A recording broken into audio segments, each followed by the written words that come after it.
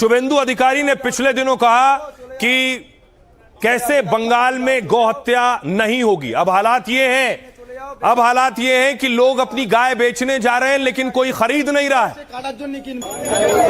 जाओ जाओ चले যাও বেকার থাকো নি, যাও চলে যাও বেকার, তোমাদের মাথা তুমি নিয়ে চলে যাও বেকার, এখানে আনুনি, এটা কুরবানির হাট, এখানে যে কিনবে সে কাটার জন্য কিনবে, তাই তোমাদের মাথা তুমি কাটার জন্য, এখানে এটা কাটার জায়গা, এখানে কিনলি সে কাটবে, তাহলে তোমাদের মাথা যে গেলে তোমরা ঘরে নিয়ে গিয়ে পুজো করো, বেকার এই মাঠে আনুনি, মাঠে আনলি আরো আমাদের এখানে আমাদের যে মোল্লা ভাই কিনবে সে ওটা কুরবানির জন্য কিনবে, এটা আমাদের বছরের একটা উৎসব, তাই তোমরা এটা যেহেতু তোমাদের মাথা যে গেলে তাহলে তোমরা কেন হাটে बेचते हैं। ये जो तस्वीर आप देख रहे हैं, तुम्हारा बेचे चले जावे। ये शख्स गाय बेचने आया था लेकिन लोगों ने कहा गाय की कुर्बानी नहीं करेंगे, ले जाओ, वापस ले जाओ, हम गाय नहीं खरीदेंगे।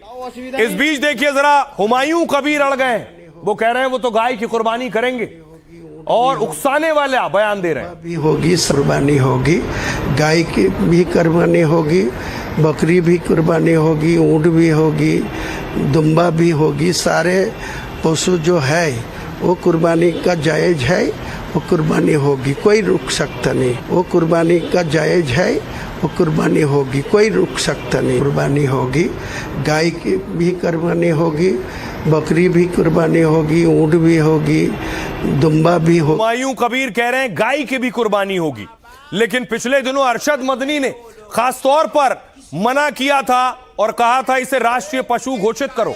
को मत, गाय के नाम के ऊपर बाबा कत्ल कर रहे हो लोगों को, किस लिए कत्ल कर रहे हो? तुम कहते हो कि गाय को मत ज़बा करो, मैं कहता हूं एक कदम आगे बढ़कर मत ज़बा करो। मैं मुतालबा करता हूं, तुमने जिस तरह मोर को नेशनल बर्ड बना रखा है, मैं मुतालबा करता हूं गाय से मजहब हिंदू का जुड़ा हुआ है, तुम उसको नेशनल जानवर बनाओ। जो बेचता है कसाई को वो भी मुजरिम है, जो खरीदता है वो भी मुजरिम है, जो खाता है वो भी मुजरिम है, जो ज़बह करता है वो भी मुजरिम है। हम तुम्हारे साथ हैं, क्यों नहीं करते हो? बेबस लाचार लोग हैं, जहां मिल गए हरिजन है, मरी हुई गाय को बुला कर खिलाए हैं, उसके चमड़े को उतार पीट करके मार दिया और कोई पूछने वाला नहीं। हम ये मुतालबा किया, हम कहते हैं, दावा करते हैं, मुतालबा करते हैं कि गाय को मोर की तरह नेशनल बर्ड है वो, इसको नेशनल जानवर बनाओ और हर सतह पर जहां गाय के साथ जुल्म हो उसको पकड़ करके फांसी के तख्ते पर चढ़ा दो। बकरीद से पहले बंगाल में एक नया बवाल शुरू हो गया है। बाबरी वाले हुमायूं कबीर ने शुभेंदु सरकार को अब खुला चैलेंज दे दिया है, ऐलान कर दिया है कि गाय की कुर्बानी होकर रहेगी। जो हुमायूं कुछ दिन पहले बुलडोजर एक्शन पर शुभेंदु की तारीफ कर रहे थे, वो अब उन्हें आंखें दिखा रहे हैं, कह रहे हैं कि बकरीद पर वो गाय, ऊंट और बकरी की भी कुर्बानी देंगे और जरूरत पड़ी तो सड़क पर भी नमाज पढ़ेंगे। कोई मुसलमान को गाय खाने के मना करे तो गवर्नमेंट ऑफ वेस्ट बंगाल का जियो करके मना कर दीजिए, लेकिन कुर्बानी तो हो गई। टीएमसी और विपक्ष की कई पार्टियां भी पशुवध पर शुभेंदु के फैसले पर सवाल उठा रही हैं और हुमायूं जैसे नेता जिस तरह भड़काने में लगे हैं उससे सवाल खड़े हो रहे हैं कि क्या बंगाल में फिर कोई बड़ा बवाल या बखेड़ा खड़ा होने वाला है। अब देखिए जरा, ये वही हुमायूं कबीर है जो कभी बाबरी मस्जिद बनवाने को लेकर और बनाने को लेकर माहौल खराब करते। ये वही हुमायूं कबीर है जो अब गाय काटने की जिद कर रहे हैं। देखिए क्या कह रहे हैं और क्यों कह रहे हैं। दरअसल पशुवध पर शुभेंदु का फैसला पिछले दिनों आया कि बकरीद से पहले पशुवध पर गाइडलाइन जारी की गई। बैल, बछड़े या भैंस के वध के लिए फिटनेस सर्टिफिकेट जरूरी है। 14 साल से ज्यादा उम्र के पशुओं की ही कुर्बानी दी जा सकती है। बीमारी या चोट की वजह से अक्षम पशु के वध को मंजूरी होगी। मतलब बंगाल में बूढ़े और बीमार पशुओं के वध का नया नियम है। किसी भी सार्वजनिक जगह पर खुले में पशु वध पूरी तरह से बैन होगा। नियम तोड़ने पर 6 महीने तक की जेल और जुर्माना संभव है। कुर्बानी को रोकने या बैन करने जैसा कहीं कोई आदेश नहीं है। हुमायूं कबीर चैलेंज दे रहे, शुभेंदु को चेतावनी देता हूं कि आगे आंख से मत खेलो। कुर्बानी पर रोक लगाई तो उनके लिए मुश्किल खड़ी हो जाएगी। कुर्बानी 1700 साल से चली आ रही है, उसे कोई रोक नहीं सकता। बंगाल में गाय की भी कुर्बानी होगी, बकरी और ऊंट की भी होगी। सरकार के पास अधिकार है कि वो गाय पर आदेश जारी कर सकती है, लेकिन न हम सुनने वाले हैं न कुर्बानी रुकने वाली है। इमरान मसूद कह रहे हैं कांग्रेस सांसद हुमायूं कबीर बीजेपी का एजेंट है, वो चंद पैसों में बिक गया है और मुसलमानों के बीच नफरत फैलाने के लिए हथकंडे अपना रहा है। सरकार गाय को राष्ट्रीय पशु का दर्जा क्यों नहीं देती है? अब टीएमसी ने क्या किया है? नए नियम के रीति रिवाज और गरीबों को भारी आर्थिक नुकसान होगा इससे, टीएमसी का कहना है। गरीब इस उम्मीद में मवेशी पालते हैं कि जरूरत पड़ने पर बेच सके। बकरीद के समय इस तरह का कारोबार और फलता फूलता है। ऊपर से बकरीद में केवल एक स्वस्थ पशु की कुर्बानी दी जाती है। बीमार और बूढ़े जानवर की कुर्बानी इस्लाम में भी मान्य नहीं है। इसलिए बकरीद पर बंगाल सरकार के नए नियम से छूट दी जाए, लेकिन कलकत्ता हाईकोर्ट ने टीएमसी की याचिका खारिज कर दी और कहा कि गाय की कुर्बानी त्योहार का कोई अनिवार्य हिस्सा नहीं है।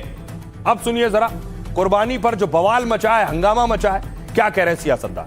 उनको सम्मान करना चाहिए, लेकिन कुर्बानी होगा, गाय का भी होगा, बकरी भी होगा, ऊँट भी होगा। तो सारे जो पशु है कुर्बानी के लिए जो जायज है, जो कुरान में जो लिखा हुआ है वो होगा। नरेंद्र अधिकारी को ने डायरेक्ट बोल रहा है ये आग लिए खेलने नहीं चाहिए, ये आग के लिए खेलेगी तो वो कुर्बानी कोई बंद करेगी तो उनका ही खराब होगी। सरकार असम में, गोवा के अंदर किसकी सरकार है? बीजेपी की सरकार है। बीजेपी जब वहाँ नहीं रोक पा रही तो मुझे तो यहाँ भी उम्मीद नहीं लगती कि बीजेपी यहाँ रोक पाए। देखिए, आप अगर बोलेंगे कि हमें कम्युनल हार्मोनी मेंटेन करना है तो हमें ऐसा काम नहीं करना चाहिए कि जिससे कोई संप्रदाय को ठेस पहुंचे। तो सबकी चिंता करते हुए हमें अपनी जो आस्था है उसको पालन करना चाहिए। हमारा मजहब ही ये कह रहा है कि हम दूसरों के मजहब का एहतराम करें और वो गाय को आस्था के रूप में देखते हैं। तो मैं तो ये मांगता हूं कि देश की सरकार को जो है गाय को कोई इम्पोर्टेंट हिस्सा देना चाहिए और राष्ट्रीय पशु के तौर पर उसे घोषित करना चाहिए। शुवेंदु अधिकारी ने गाय को रोककर अपने लिए कब्र खोदी है। ये बहुत बड़ा नुकसान उसने अपने लिए कर लिया है। गो हत्या नहीं करना है, ठीक है, मान लेगा हम, किंतु इंडिया में गो मांस 2 नंबर में है। साधारण आदमी कुर्बानी देगा, ये नहीं चलेगा। अब देश का गोरू गाय को जबा करके विदेश में भेज देगा, वो जायज है।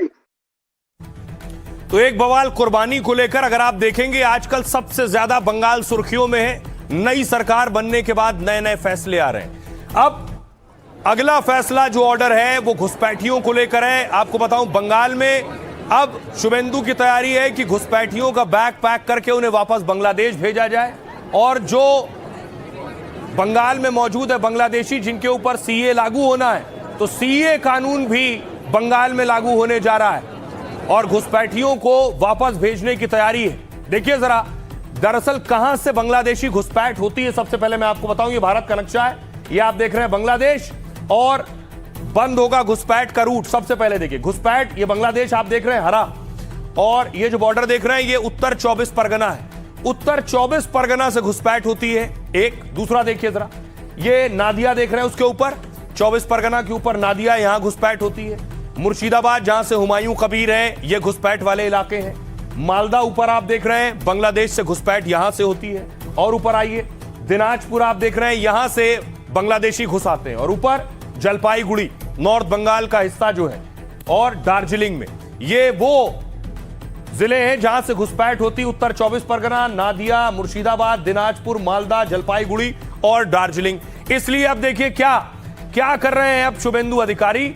शुभेंदु ने सबसे पहले बाड़ेबंदी की है इन जिलों में जहां फेंसिंग नहीं है, और जमीन दे दी है। वो तस्वीर आप देख रहे हैं, बीएसएफ के हवाले दार्जिलिंग का गांव है, ये उसकी तस्वीर आप देख रहे हैं। बॉर्डर सिक्योरिटी फोर्स को एक गांव दिया गया है सुरक्षा के लिए, यहां फेंसिंग भी होगी और चौकसी भी होगी, जिससे कोई घुसपैठिया ना घुस पाए।